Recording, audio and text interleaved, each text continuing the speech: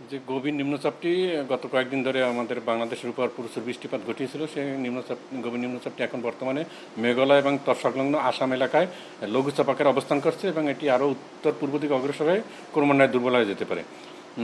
এর অর্থাৎ এর প্রভাবে কিন্তু এখন আর উত্তর বঙ্গোপসাগর, বাংলাদেশের সমুদ্র উপকূলীয় এলাকা এবং সমুদ্রবন্দরসমূহের উপর ঝড়ো হয়ে যাওয়ার সম্ভাবনা নাই। ফলে আমরা যে সমুদ্রবন্দরের যে 3 নম্বর স্থানীয় সতর্ক সংখ্যা ছিল সেটা এখন নামিয়ে ফেলেছি সকাল 9টার। এবং আমরা যদি 24 ঘন্টার আবার পূর্বাভাসে বলি, তাহলে দেশের পূর্বাঞ্চল অর্থাৎ চট্টগ্রাম এবং সিলেট বিভাগে বৃষ্টিপাতের পরিমাণটা কিছুটা আগামী 24 ঘন্টা বেশি থাকবে, আর দেশের অন্যান্য অঞ্চলে বৃষ্টিপাত অনেকটাই কমে যাবে এবং আস্তে আস্তে আরও বৃষ্টিপাত কম থাকবে সামনে কয়েকটা দিন। তারপর যেহেতু বর্ষাকাল অলরেডি সেট হয়েছে, ফলে কিছু ফাঁকে ফাঁকে কিছু বৃষ্টিপাত যে কোনো স্থানীয় হতে পারে এবং বৃষ্টিপাতের পরিমাণটা এখনই সামনে আর কয়েকদিন কমই থাকবে।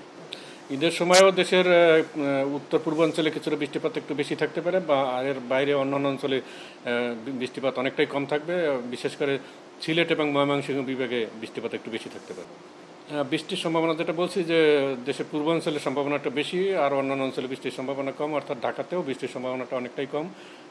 হয়তো বিচ্ছিন্নভাবে 2-1 সময় একটু হালকা ধরনের কিছু বৃষ্টি হইতে পারে, তবে সম্ভাবনা খুবই কম। একটু যেহেতু এখন সূর্য আমাদের বাংলাদেশের উপর খারাপভাবে বিকিরণ দেয়, এই সময় যদি বৃষ্টিপাত না থাকে তখন একটু তাপমাত্রা বেড়ে যাবে, এটাই স্বাভাবিক। ফলে সামনে যেহেতু কয়েকদিন বৃষ্টিপাত একটু কম থাকবে, তাপমাত্রা একটু আস্তে আস্তে বাড়বে।